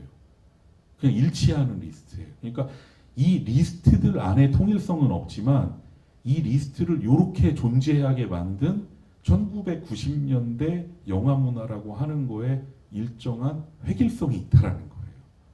그리고 이 영화는 그거를 물론 감독이 의식해서 고른 거라고 생각되지도 않아요. 본인도 모르게 노출됐다고 생각해요, 이거는. 그게. 근데 이제 여기에 이제 권칠인 감독의 아까 이제 사랑하기 좋은 날까지 포함하면 정말 이상해지고. 그래서 이제 이런 목록은 뭐 꼭 이제 96년에 출범한 부산영화제나 혹은 프랑스 문화원까지는 찾지는 않았던, 하지만 오히려 훨씬 대다수를 형성했던 당대의 일반적 영화광들에게 가용한, 이용할 수 있었던 범위 내에서는 엄청나게 말이 되는 목록이에요, 저게. 예. 그러니까 이제 이상하지, 그렇게 보면 또 안 이상하다는 거죠. 근데 이제 이런 것들, 그리고 이제 그 금요일 날 단편 영화 극장에서 이제 했던 영화들, 뭐 1999년이면 한번 제가 오늘 오기 전에 확인을 해봤더니 저 살인범이 봤을 법한 집에 갔으면 단편 영화가 요런 게 있더라고요. 그 정확히 저게 몇 월인지 모르겠지만 반팔 입는 걸로 볼 때 보니까 이제 여균동 감독의 외투, 정윤철 감독의 기념 촬영, 윤종찬 감독의 풍경 요런 게 방영이 됐으니까 저 살인범이 이제 이 단편들을 보고 아, 이번 달에도 봐야지라고 하고 있을 걸 생각하면 정말 기가 막힌 수준이죠. 이분은 상당한 하드코어예요, 이 정도면. 근데 아직 이제 이때는 국내에서 처음으로 DVD 타이틀이 출시된 게 1996년이고 삼성에서 본격적으로 What is DVD라는 거를 특집 제목으로 내걸고 잡지 DVD라는 잡지가 나온 게 2000년 11월이니까 99년까지는 여하간 이건 비디오와 텔레비전의 시대예요. 그리고 이 영화는 그 시기의 풍경이다. 근데 제가 던졌던 물음은 딴 거였어요. 왜 히치콕이냐? 그러니까 지금 막 일부러 잡다하게 말씀은 드렸지만 자료들을 좀 몇 개 확인한 다음에 왜 히치콕이냐? 요런 와중에 제가 정신없는 리스트라고 말씀드렸잖아요. 정신없는데 어떤 감독을 집중적으로 본다라고 하면 이미 80년대나 90년대에 활동을 시작한 감독들 이상의 시기로 넘어가면 거의 불가능에 가까웠어요. 그러니까 이 주인공이 비디오 가게에 갔을 때 어쩌다 보니 뭐 우연히 저 브라이언 드 팔마 영화를 보다가 꽂히게 돼가지고 브라이언 드 팔마 재밌게 보셨어요? 드레스드 퀼이었죠. 그러니까 이제 종업원이 그럼 히치콕 보세요, 히치콕 하면서 딱 주잖아요. 저거를 이런 상황은 그때 가능한데 이런 또 한편으로 다른 상황은 상상할 수 없는 상황이 돼요. 예를 들어 이 사람이 우연히 이제 1987년에 존 포드 영화 중에 리오 그란데가 출시됐었거든요. 자, 리오 그란데를 우연히 봤다고 합시다. 혹은 존 포드의 영향을 받은 누군가의 영화를 봤다고 합시다. 이 영화 재밌던데 존 포드 영화 재밌으셨어요? 그럼 이걸 보셔야죠 하라고 하면 1999년에 비디오 가게 종업원이 이거 보세요라고 딱 올려놓을 수 있는 케이스가 두 개예요. 네. 리오 그란데하고 1986년에 출시된 말 위에 두 사람이란 제목으로 출시됐던 투 로드 투게더. 그러니까 이건 존 포드로는 이 서사가 성립이 안 돼요. 존 포드나 혹은 이 주인공이 어떤 당대의 서부극을 하나 보다가 가령 클린트 이스트우드의 용서받지 못한 자를 아마 제 생각엔 손재gun 감독도 좋아할 겁니다. 봤는데 용서받지 못한 자를 보고 눈물을 흘렸다. 와, 이 영화 너무 죽이던데 했더니 종업원이 이거 좋아하세요? 서부극이라면 존 포드죠. 존 포드 보세요. 그래? 하고 딱 꺼내놓으면 케이스 두 개예요. 리오 그란데, 마리오의 두 사람. 그럼 이건 좀 그렇잖아요. 그럼 오즈는? 가령 오즈에 상응하는 거 없으니까 이 살인범이 볼 수 있었던 영화 중에 혹은 당대에 개봉했던 영화 중에 뭐 사람들이 오즈랑 비견해서 얘기도 했던 일부의 사람들이 했던 한국 영화로 8월의 크리스마스 같은 게 있어요. 그럼 이 살인범이 심성도 여린 사람처럼 보이잖아요. 타이타닉 보고 우는 거 보면. 그럼 8월의 크리스마스를 보고 울었다고 생각해 봅시다. 이 영화 너무 죽이던데 와 이거 좋으셨어요? 이런 영화라면 오지죠. 그래? 그럼 어떻게 봐야 돼? 못 보시는데요?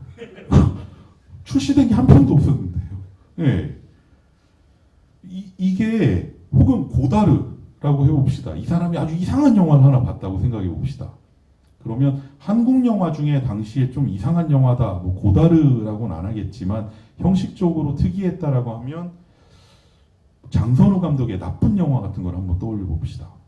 그럼 그 영화를 이 사람이 빌려보고 이 영화 되게 이상한데 아 되게 이런 뭔가 서사적으로 이렇게 이상한 거 좋아하시나 봐요. 난 그렇더라고. 그럼 고다르를 보셔야죠. 하면 꺼낼 수 있는 영화는 몇 개나 됐을까요 그때? 99년에 99년에 3개예요. 1986년에 사랑과 경멸이라는 제목으로 나온 경멸, 1987년에 미녀갱 카르멘이라는 제목으로 나온 그 뿔놈 카르멘, 그리고 동숭 시네마텍에서 고다르 영화로는 한국에서 처음으로 개봉하고 98년에 비디오로 나온 비브루사비, 요 3개예요. 이거 보셔야죠 하고 3개예요. 근데 이 사람들의 사례가 아니라 그나마 고다르 존포들은 이만큼 출시돼 있던 거고, 다른 사례는 가령 뭐 루키노 비스코티 보셔야죠. 꺼낼 게 없어요. 예. 이 정도라면 로베르토 로셀리니를 보셔야죠. 무방비도시 하나밖에 없어요. 예. 이제 거기서 더 나가서 막 하면 정말 다 없어요. 웬만하면. 사실은 아까 제가 일부러 잡다하게 말씀드리긴 했지만 잡다한 가운데도 이미 90년대나 80년대, 그러니까 한국에서 대여점 문화가 시작됐던 시기 이후에 데뷔한 감독들을 제외하면 그 이전 시기의 감독들의 필모그래피를 쫓는다는 건 있을 수가 없어요. 보고 쫓는다는 건. 책을 읽어서 외울 수는 있지만. 혹은 지금 이제 불행히도 한 편밖에 없어서 많이 잊혀졌지만 당시에 좀 특이한 구성이기도 했던 김용태 감독의 미지왕 같은 걸 떠올려 보면, 미지왕을 보고 야 한국 영화 중에 이런 영화가 있었어? 라고 하면 와 그런 영화라면 시민 케인을 보셔야죠. 못 봐요. 예, 오손 웰즈. 자 근데 재미있게도 히치콕은 이 영화에서처럼 설정을 만들어낼 수 있는 유일한 감독이었다는 거예요. 그러니까 이 영화에 히치콕이 언급되고 있는 걸 어떻게 생각하면 실제로 이 영화가 처음 소개됐을 때도 뭔가 영화광적 취향의 발로라고 했지만 돌이켜 생각하면 영화광적 취향의 발로가 아니라 90년대 영화광의 한계의 발로예요. 저거밖에 없. 그러니까 사실은 그 상황이 이 영화에서 저 설정을 히치콕이게끔 했고 히치콕과 결부돼서 범죄적 영화이게끔 했다라고 보는 게 오히려 더 나을 수 있다. 그래서 히치콕의 경우도 정확히는 1995년까지는 사정이 전혀 다르지 않아서 다이얼 램을 돌려라랑 북북서로 진로를 돌려라, 왜 돌려라만 2개 나왔는지 모르겠지만 이 2개 빼놓고는 공식적으로 접할 길이 없었어요. 근데 딱 1995년에 CIC에서 히치콕 걸작선을 정식으로 비디오로 발매를 해요. 그래서 이창, 로프, 현기증, 새, 사이코, 나는 비밀을 안다, 많이, 찢겨진 커튼, 암호명 토파즈, 프렌지, 파괴공작원 이런 것들이 한꺼번에 나와요. 물론 시차를 두고 나왔지만 꽤 반응이 좋아서 1998년에는 CIC에서 이거를 판매용 비디오로도 제작해서 다시 내놨어요. 그러니까 뭐냐, 다시 한번 말씀드리지만 여기서의 히치콕은 영화광적 취향의 발로라고 하기가 좀 힘들다. 뭐냐면 히치콕만이 그나마 이 감독의 세계라는 거를 팔로우할 수 있을 정도로 가용했던 시기에 그 시기가 만들어낸 일종의 서사이자 캐릭터 혹은 설정. 그러니까 이런 출시 자체가 사건이었는데 이제 아까 했던 목록을 다시 언급하지는 않겠고요.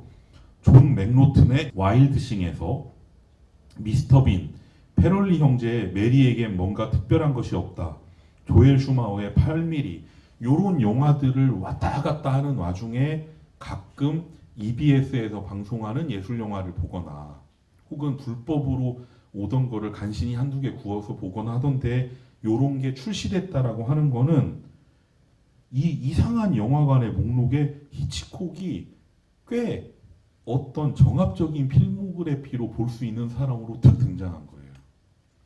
그리고 이 시기 1999년은 마침 또 히치콕이 탄생한 지 꼭 100주년이 되는 해기도 했고, 그래서 이제 그거를 좀 달리 생각해 볼 수도 있지 않을까, 이 영화를. 어떻게 보면 뭐 물론 영화 안에 내용이 영화광적 취향의 과시처럼 보이지만 이제 우리가 20년의 거리 시차를 두고 생각해 보면 이거는 도리어 이제 저 당시의 영화관 문화라고 하는 거에 구획이 어디에 있고 조건지어져 있는가를 가늠해 볼 수 있는 게 된다는 거예요. 그리고 이제 뭐 감독도 어쨌든 기왕 히치콕 실제로 좋아하는 분이기도 했고, 그리고 이제 그 히치콕처럼 영화를 찍기로 한 이상 몇 가지 히치콕적인 설정이 막 나와요. 카메오 출연도 있고 본인이 등장을 해요, 이 영화에. 그 누구냐면 그 비디오 가게에 와서 아저씨 이 영화 제가 본 영화인지 확인해 달라고 하는 양복 입은 관객 있죠? 그죠? 그분이 손재공 감독이에요. 그래서 이제 그게 확인되는 걸 알고 살인범 주인공이 이거 이름으로 확인할 수 있는 거야? 라고 하면서 이제 덤비잖아요. 근데 그 양복 입은 사람이 손재공, 그러니까 히치콕처럼 카메오로 나왔고, 또 카메오라는 걸 확인해 주기 위해서 이름도 그렇게 돼 있어요. 이 사람 이름이 감해호예요. 네, 그죠? 그 타자 치는 거 보면 감시의 해호, 그러니까 감해호니까 까메오. 네. 그래서 이제 뭐 이건 좀 약간 장난스러운 거기도 한데 이제 뭐 이런 게 더 눈에 들어왔을 수도 있어요, 당시에는. 근데 이제 오히려 여러분들은 이제 그거를 안 들어오잖아요. 그렇기 때문에 오히려 저 시기를 시차를 두고 볼 수 있다는 거예요. 근데 아마 제 생각에 2000년에 이 영화를 봤던 관객들은 감해오 써놓는 순간 까메오 바로 즉각적으로 알아차려. 왜냐하면 하도 그 까메오라는 말은 히치콕과 결부돼서 주문했듯이 읊던 얘기 중에 하나였으니까. 그러니까 이제 이런 것들이 이제 그 충분하진 않더라도 제가 모든 걸 다 포괄해서 얘기할 수는 아마 없을 거고, 그렇더라도 요 영화를 통해서 우리가 더듬어 볼 수 있는 어떤 이 영화의 민속지적인 측면을 당대의 맥락에 딱 놓고 봤을 때 이 영화가 나오게 된 그 환경이라고 하는 거를 이렇게 감지할 수 있다. 그리고 이제 다른 하나가 이제 주제가 비디오 영화라고 하는 거였어요. 그러니까 디지털 영화나 이런 거 좀 일부러 다른 의미로 쓰고 싶었는데 어떤 용어를 써야 될지 모르겠어요, 사실은. 근데 굳이 이런 용어를 이렇게 쓴 거는 이 시기에 요 VX1000으로 만들어졌던 영화들을 그냥 디지털 영화가 보편화되고 디지털 영화를 통해 개인적 영화 제작을 하는 사람들이 늘기 시작했다라고 하면 한 줄로 정리돼요. 그리고 갑자기 95년부터 길게 잡으면 한 2005년까지 한 10년간은 뭔가 이걸로 다른 양상의 영화를 만들어낼 수도 있을 거라고 생각했던 그 흐름 전체가 지워져 버려요. 안 보이게 돼요. 그리고 VX1000이나 이런 미니 DV 포맷의 기기들이 언급될 때 제가 이제 한국 영화사 그 시기, 물론 아직은 좀 가까운 시기지만 확인해 보면 이 장비가 주로 논의되는 건 다큐멘터리 제작 집단들과 관련해서예요. 네. 근데 생각해 보면 이 VX1000의 흥미로운 점은 물론 다큐멘터리에 있어서도 조금 더 좋은 환경을 제공해 준 건 사실이지만, 한편으로는 이 장비를 통해서 뭔가 극영화들을 만들려고 했다는 게 좀 신기하긴 하거든요, 돌이켜보면. 그리고 그런 극영화라고 하는 거, 그러니까 그때 만드는 극영화라고 하는 건 그냥 뭐 왜 만들었을까 신기한 게 아니라, 말하자면 이제 그 감각적인 수준에서 여러분들이 오늘 보셔서 느꼈지만 이 영화는 필름으로 찍힌 영화하고 질감 자체가 다르잖아요. 그러니까 저런 질감이 다른 어떤 텍스처를 가지고 만들어낼 수 있는 영화는 뭐며, 그거에 걸맞는 서사는 뭐며, 혹은 서사가 아니라면 그 앞에서 펼칠 수 있는 행위는 뭐며 라고 했을 때 이런 것들이 수행됐다는 거예요, 분명히. 그리고 그런 영화들 중에 일부는 다행히도 지금도 전해지고 있어요. 그리고 가끔 볼 수 있어요. 근데 상당수가 기억에서 잊혀졌고, 심지어 목록을 확인할 수 없고 자료원에 보관되어 있는데도 볼 수 없는 것도 많아요. 자, 근데 이제 이런 것들, 이 1995년에 VX1000이 등장했을 때 기존의 16mm 워크숍이나 제작 중심으로 돌아가던 대학 동아리라든지 아마추어 동호회에 얼마간은 이 카메라는 열풍을 불러일으켰다고 해도 아주 과장은 아니에요. 제가 생각할 때. 실제로 이제 그 제가 있던 대학 동아리에서도 1995년 정확히 그때까지는 멤버들이 아르바이트 한 돈이랑 회비를 모아서 방학 기간 1년에 한 편 16mm 단편 영화를 찍었지만, 그 이후로는 바로 이런 VX1000이나 이런 미니 DV 장비를 활용해서 멤버 각자가 단편 하나씩을 만들어 가지고 그것들을 모아서 정기 상영회를 하는 식으로 포맷이 바뀌었어요. 근데 이거는 한쪽 동아리만 아니라 서울 지역의 대부분의 동아리들이 그렇게 바뀌었고, 이제 90년대 후반으로 가면은 서울의 각 영화 동아리들이나 영화 동호회들이 행사를 할 때도 공동으로 해서 이런 영화 상영회를 해요. 그리고 이 무렵이 바로 또 이제 나이세스 단편 영화제나 뭐 그런 이 기존에 있던 그 필름 위주 단편 영화제와 달리 조금 문호를 열어놨던 이런 그 10만 원 비디오 페스티벌도 있었지만, 이제 인디 포럼 같은 행사가 이제 출연한 때도 이 무렵이고, 우리는 너무 이제 큰 부산국제영화제의 출범으로 1996년을 기억하지만, 이제 한편으로는 요런 이제 영화들이 만들어질 무렵에 요거를 어떻게 수용하고 보여질 거냐라고 하는 이벤트의 형식에 대한 고민이 같이 나왔다는 거예요. 그리고 그 이벤트들은 분명히 메이저 영화제라든지 메이저 배급망하고는 분명히 다른 대안적 포맷이었어요. 일단. 근데 신기하게도 지금은 그 영화 제작이라는 측면에서도 박찬욱 감독과 봉준호 감독과 여기 계신 분 중에 영화를 찍는 분이 있다면 그분이 쓰는 카메라가 동일할 수도 있고요. 그리고 뭐 편집 똑같은 걸로 하고요. 돈은 적고 많고의 차이가 있지만 기본적인 테크니컬한 수준에서의 질적 차이는 없어요. 그리고 그 두 개의 영화는 동일한 영화제에서 상영될 수 있어요. 그리고 사실은 상영되고 싶어 해요. 근데 그게 생각하면은 좋은 측면도 물론 있지만, 한편으로는 여기 공통의 공간에서 상영된다는 건 긍정적이지만, 저 공간이 어떤 공간이냐에 따라서 되게 부정적인 영향도 만들어내요. 뭐냐면 그 공간이 요구하는 포맷의 영화를 만들어내야 돼요. 그래서 이렇게 독립영화와 한편으로 큰 상업영화와 작가 영화들 사이에 규모와 배우의 차이는 있지만 어떤 양식상의 차이는 없어져 버리는 현상. 이거는 한번 지금 따져봐야 될 것 같거든요. 사실 영화라는 측면에서. 근데 이제 이 너무 많이 본 사나이는 분명히 이때 이런 영화만 있었던 건 아니고 이보다도 훨씬 더 많은 비디오 영화들이 있었고, 이보다 더 적은 예산으로 만들어진 것도 있고 이보다 좀 큰 예산으로 만들어진 것도 있기는 했어요. 근데 이 영화들이 갖고 있는 혹은 그 보여주는 어떤 양식들은 당시에 일반적으로 만들어지는 영화들하고 좀 달랐어, 분명히. 그리고 그걸 보기 위해서 심지어 뭐 당시에 충무로 감독들 같은 경우도 이런 행사들을 찾아왔었거든요. 그러니까 뭐냐면 아이디어 얻으려고요. 10만 원 비디오 페스티벌이나 인디 포럼 같은 데 와서 이제 뭐 어떨 때는 아이디어 얻어서 돈을 대서 좀 크게 하려고 할 때도 있고, 혹은 자기 스텝으로 쓰려고 할 때도 있고.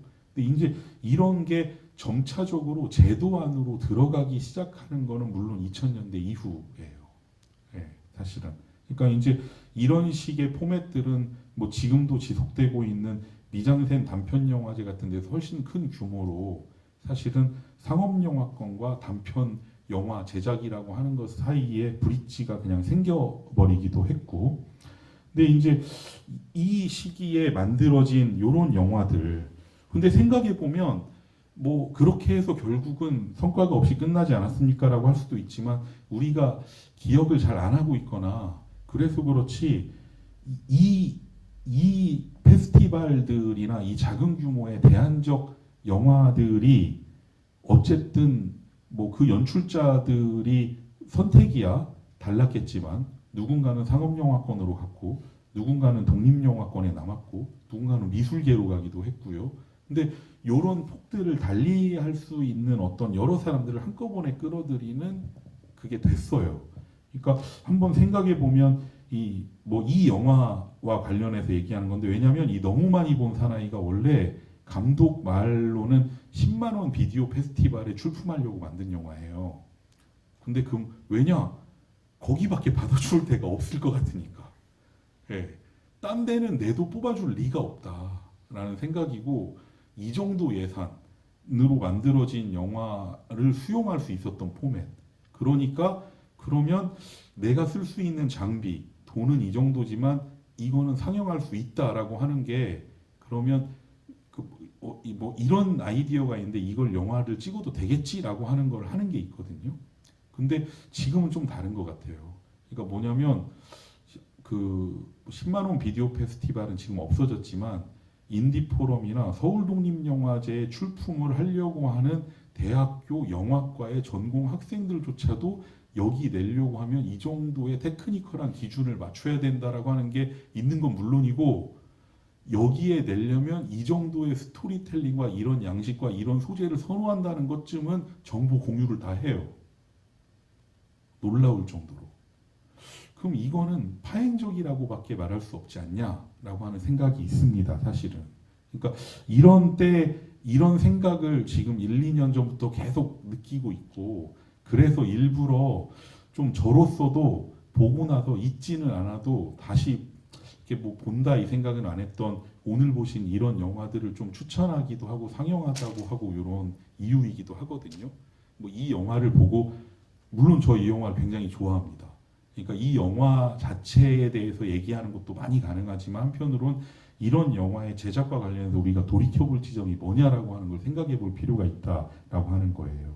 원래 영화라고 하는 거, 그러니까 이런 소규모의 제작이 불가능했던 시기의 영화, 그러니까 뭐 스타 시스템이 있었고 필름으로 제작되고 대규모로 영화가 만들어지던 시기의 영화라고 하면 어떤 게 영화였냐라고 하면, 뭔가 우리가 관객이 보는 사람이 일상적인 삶에서 겪기 힘든 일을 찍어서 자기가 모르는 불특정 다수, 즉 일반에게 보여주는 게 보통 영화라는 행위였잖아요. 근데 이거의 틀을 한번 바꿀 수 있었던 계기, 그러니까 물론 한국의 독립영화나 단편영화로는 1980년대에 작은 영화나 이런 논의부터 시작해요. 근데 어디까지나 그것도 그 매우 관심이 있는 전공자들의 모임이거나 혹은 운동 영역 안에서의 진영 안에서의 움직임이었다면, 이 비디오 영화라고 하는 거는 진짜로 이게 분명히 어떤 카메라가 그냥 시스템 혹은 어떤 진영 혹은 전공자의 영역을 벗어나서 뭔가 극영화가 만들어지던 시기였거든요. 자, 그런데 그냥 만들어진 게 아니라 오늘 보신 영화도 그렇지만, 이 어떤 면에서 너무 많이 본 사나이는 당시에 만들어졌던 비디오 영화의 큰 특징이 하나 있어요. 그러니까 전통적 영화라고 하면 제가 이렇게 얘기했죠. 보는 사람, 일반 관객이 혹은 찍는 사람 자신도, 찍는 사람 자신이 겪기 힘든 일을 찍은 다음에 자기가 모르는 사람한테 보여주는 게 영화다라고 생각할 수 있는데, 요 비디오 영화라고 하는 거는 그래, 겪기 힘든 일을 찍는데 그거를 누구한테 보여준다? 아는 사람한테. 겪기 힘든 일을 찍어서 아는 사람 보려고 만드는 영화. 자, 그럼 그거 너무 협소하지 않나요? 협소해요. 근데 지금의 한번 독립영화를 생각해 보면 이게 바뀌어 있어요. 그러니까 각자가 장단이 있어요. 오늘 보신 영화는 뭔가 일상적으로 겪기 힘든, 나는 겪기 힘든, 내가 뭐 살인을 할 일이 거의 없고요. 요걸 찍어서 지인들끼리 본다.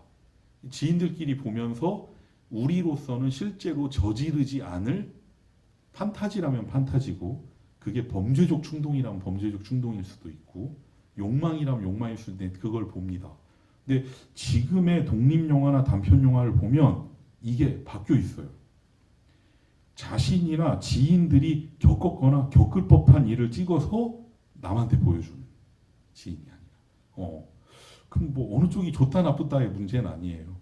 그러니까 너무 좀, 근데 이제는 식상하다 느껴질 정도로 내가 겪을 법한 일, 내가 겪은 일을 찍어서 그거를, 혹은 친구가 겪은 일을 찍어서 불특정 다수에게 보여주는 게 영화가 되었다라고 하면 이것도 좀 약간 이상하긴 하거든요. 그러니까 어느 쪽이 좋다 나쁘다가 아니라, 그러면 왜 독립영화나 단편영화에서 어느 순간 더 이상 내가 겪지 않은 일, 내가 아닌 것을 찍는다라고 하는 거에 상상력을 가로막게 된 건 무엇 때문일까? 때로 그걸 물어보면 감독들이나 제작진들이 내놓는 말은 영화가 예산이 좀 작다 보니까 아무래도 일상의 행위에서 찾을 수밖에 없다라고 얘기를 해요. 근데 오늘 보신 영화도 일상적인 게 있지만, 그럼 이 사람이 돈이 없어서 그렇다면 이런 영화를 찍으면 안 되는 거잖아요.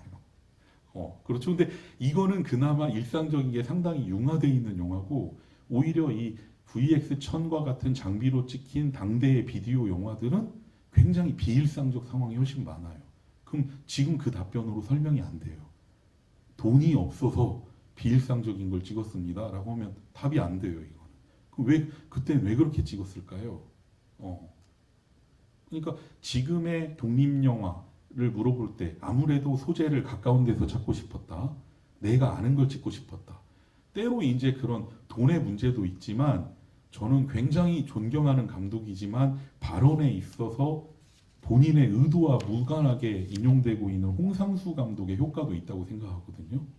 그러니까 이제 뭐냐면, 뭐 왜 감독님께서는 항상 이런 지식인, 영화 감독, 화가, 문필가 이런 사람들과 그런 사람들의 영화만 찍으십니까 하면 그게 내가 아는 세계니까요 라고 할 때, 역시 영화는 내가 아는 세계에 대해서 잘 찍어야 된다. 그건 말이 안 돼요. 왜냐면 아까 이제 이 영화로 예로 든 히치콕도 그렇지만, 그럼 히치콕은 단 한 편의 영화도 찍을 수 없었어야 돼요. 히치콕은 경찰이었던 적도 없고, 제가 알기로 살인범은 확실히 아니었고, 그렇죠? 예. 여자와 함께 도망 다닌 적은 절대 없고요. 예. 혹은 오지아스지로도 단 한 편의 영화도 찍을 수 없었어야 돼요. 왜? 결혼을 한 적이 없는데요, 이분은. 죽을 때까지 어머니랑 같이 살았는데. 예. 그럼 결혼도 안 하고 왜 그렇게 셀러리맨과 가족들, 뭐 딸을 시집 보내고, 딸 시집 보낸 적도 없는 사람이고 그런 가족의 삶을 누려본 적도 없는 사람인데. 그러니까 영화라고 하는 게 사실은 그건 홍상수 감독의 자기 영화 만들기에 다짐은 될 수 있을 것 같아요. 나는 내가 아는 걸로 찍는 게 편하다. 근데 왜 영화라는 게 어느 순간, 특히 한국에서 왜 내가 잘 알고 내가 잘 아는 세계와 내가 아는 지인들의 경험으로 영화를 찍는다라고 하는 게 작은 영화, 독립 영화의 금과옥조처럼 되었을까? 근데 영화라는 그 자체가 비난할 일도 아니지만 상찬할 일도 아니라는 거예요. 그러니까 영화라는 거는 분명히 내가 겪지 않고 혹은 나와 무관하고 하는 것들을 풀어낼 수도 있는 일이다. 그러니까 그게 이제 전통적인 영화라고 했지만, 전통적인 영화는 겪기 힘든 일을 찍어서 아예 모르는 남한테 보여줬는데, 이 오늘 보신 영화가 나왔던 요 시기에는 겪기 힘든 일을 찍어서 지인들끼리 봤고, 제가 요즘의 영화라고 조금 어느 정도는 부당하게 너무 묶어버린 감도 있지만, 이거는 자기가 겪은 일만 골라서 남한테 보여주는 시기다. 그러면 이거를 한번 뭐 자기가 그 왜 나머지 하나는 얘기 안 하냐고 하시는 분도 있을 수 있어요. 뭐냐면 자기가 겪은 일을 골라서 아는 사람들끼리 본다. 이거야말로 그야말로 우리가 마스터베이션이라고 하는 거잖아요. 그거는 저는 영화의 영역에서 논의할 건 아닌 것 같고요. 그러니까 뭐냐면 자기가 알고 자기가 겪은 일을 겪어서 아는 사람들끼리 본다. 이제 자위라고 하면은 너무 부당한 얘기가 될 수도 있지만 그거는 정말로 이제 동호회이죠. 진짜 말 그대로. 근데 한 번은 우리가 잊혀졌던 시기라고 지금 제가 얘기했던 이 시기에 작은 영화의 작은 극영화의 어떤 축은 한 번은 그래 뭐 내가 작은 카메라를 들고 돈이 없지만 꼭 그렇다고 해서 내가 아는 걸 찍어서 아는 사람들끼리 볼 필요는 없잖아. 그러니까 어쩌면 그런 상황은 지금 SNS 문화에서는 이미 그렇게 돼 있어요. 내가 알고 내가 아는 걸 찍어서 아는 사람들끼리 본다. 페이스북이나 인스타그램의 구조죠. 근데 그거까지는 제가 지금 뭐 영화로 논의하기는 좀 그렇고 하지만 영화라고 하는 게 어쨌든 한쪽은 잡고 가는데 내가 모르고 잘 겪지 못하고 알지 못하는 걸 찍는다. 혹은 내가 모르고 잘 알지 못하는 사람들에게 보여준다. 이 두 개를 영화라고 하는 게 먼저 잡고 있었다면 이 시기의 영화는 내가 모르는 걸 찍는다는 것 쪽에 집착해 있었는데 지금의 독립영화는 내가 모르는 사람들에게 보여준다. 아는 걸. 이쪽에 또 너무 쏠린 감이 있다.